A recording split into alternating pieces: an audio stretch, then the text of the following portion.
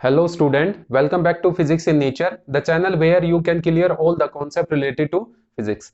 तो बच्चा हमने एनसीईआरटी के फर्स्ट चैप्टर के एग्जाम्पल की सीरीज चला रखी थी। उसके अंदर हमने कुछ एग्जाम्पल देख लिए थे। अब नेक्स्ट एग्जाम्पल देखते हैं, एग्जाम्पल 1.3। कह रहा है how much positive and negative charge is there in a cup of water. कहना चाह रहा है कि एक कप ऑफ वाटर लेंगे, ठीक है, उसके अंदर कितना पॉजिटिव चार्ज है और कितना नेगेटिव चार्ज है ये कैलकुलेट करना है हमें। तो देखिए, जब हम एक कप वाटर लेंगे तो उसकी पहले हमें अमाउंट लेनी पड़ेगी और आप अपनी तरफ से कुछ भी कंसिडर कर सकते हैं। मैं सेम अमाउंट कंसिडर कर रहा हूं जो एनसीईआरटी ने कंसिडर कर रखी है। कितनी? 250 ग्राम। तो let take an amount of water.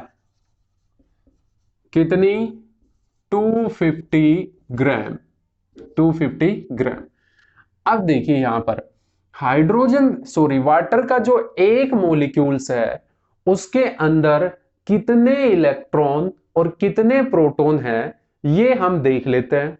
तो देखिए H2O का एक मोलिक्यूल है हमारे पास, तो यहां पर हाइड्रोजन के तो 2 एटम है और ऑक्सीजन का एक एटम है। तो ऑक्सीजन में तो होता है 8 ही इलेक्ट्रॉन और 8 ही प्रोटॉन, लेकिन हाइड्रोजन में एक इलेक्ट्रॉन और एक प्रोटॉन होता है, लेकिन 2 एटम है। तो यहां पर टोटल 2 यहां हो गए और 10 यहां हो गए, तो टोटल 10 इलेक्ट्रॉन हो गए, या बोल सकते हो 10 प्रोटॉन। तो मैं यहां पे लिख रहा हूं नंबर ऑफ इलेक्ट्रॉन्स और प्रोटॉन्स इन ईच मोलिक्यूल्स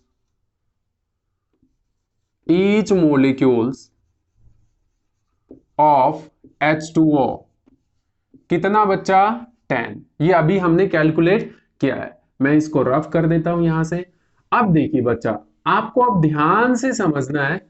हमें ये पता चल गया कि एक H2O के मॉलिक्यूल के अंदर कितने प्रोटॉन हैं और कितने इलेक्ट्रॉन हैं। अगर हम किसी तरीके से ये पता कर लें कि 250 ग्राम के अंदर कितने मॉलिक्यूल होंगे, किसके? वाटर के, ठीक है, तो फिर हम कैलकुलेट कर पाएंगे वो मॉलिक्यूल्स, हमें पता चल जाएगा एक पे कितने हैं इलेक्ट्रॉन और प्रोटॉन वो पता है, और एलिमेंट्री चार्ज से उसको क्या कर देंगे? मल्टीप्लाई कर देंगे। तो अब देखिए, हमें पता है जो वाटर मॉलिक्यूल है उसका जो मोलर मास है, we know that gram molar mass किसका? H2O मॉलिक्यूल्स का कितना है? वो 18 ग्राम। तो बच्चा इसका मतलब समझिए कि 18 ग्राम जब हम वाटर मॉलिक्यूल्स लेंगे तो उसमें वाटर के मॉलिक्यूल कितने आएंगे? 6.02 मल्टीप्लाई 10⁻23 मॉलिक्यूल्स। इसी को ये आप एवोगैड्रो नंबर बोलते हैं। 1 मोल के अंदर कितने मॉलिक्यूल्स या एटम आते हैं? इतने आते हैं। तो हमने 1 मोल क्या लिया? H2O लिया, या आप बोल सकते हो 18 ग्राम। 18 ग्राम जो H2O मॉलिक्यूल्स लिए, वाटर लिया, उसके अंदर कितने H2O के मॉलिक्यूल्स हैं? इतने। तो 1 ग्राम में कितने होंगे? 6.02 मल्टीप्लाई 10⁻23 और डिवाइडेड बाय क्या? 18। और 250 के अंदर कितने हो जाएंगे? 250 के अंदर हो जाएंगे, इसको 250 से क्या कर दिया? मल्टीप्लाई कर दिया। अब इतने मॉलिक्यूल्स आ गए किसमें? 250 ग्राम में। किसके? वाटर के। अब हमें पता है एक मॉलिक्यूल्स पे कितने इलेक्ट्रॉन है? 10। या कितने प्रोटॉन है? 10। तो अब देखिए टोटल चार्ज निकाल सकते हैं हम। Total negative and total positive charge. Total negative and total positive charge in 250 gram H2O कितना होगा? अब देखिए नंबर ऑफ मोलिक्यूल्स तो हमारे पास कितने हैं? 6.02 मल्टीप्लाई 10⁻23 इंटू 250 और डिवाइडेड बाय क्या? 18। अब देखिए ये तो हमारे पास नंबर ऑफ मोलिक्यूल्स हो गए, ठीक है। अब एक मोलिक्यूल्स में कितने इलेक्ट्रॉन्स हैं? 10, और 10 ही प्रोटॉन है।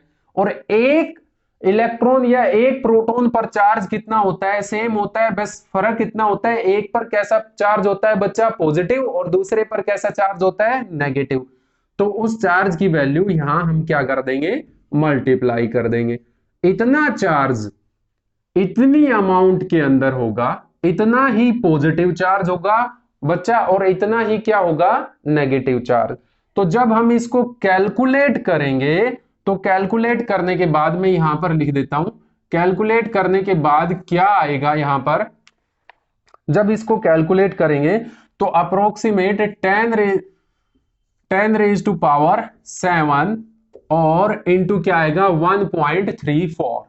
इतना ही बच्चा पॉजिटिव चार्ज आएगा और इतना ही क्या आएगा? नेगेटिव चार्ज आएगा।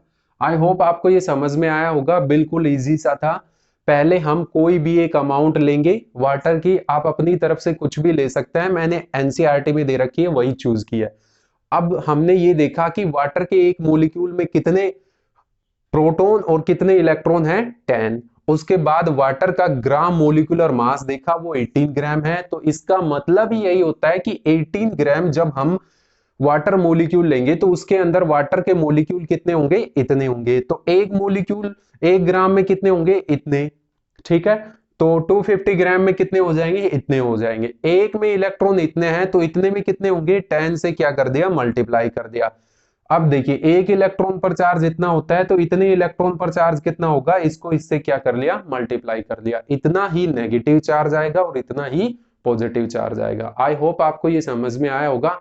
नेक्स्ट एग्जांपल देखेंगे किसी अगली वीडियो के अंदर।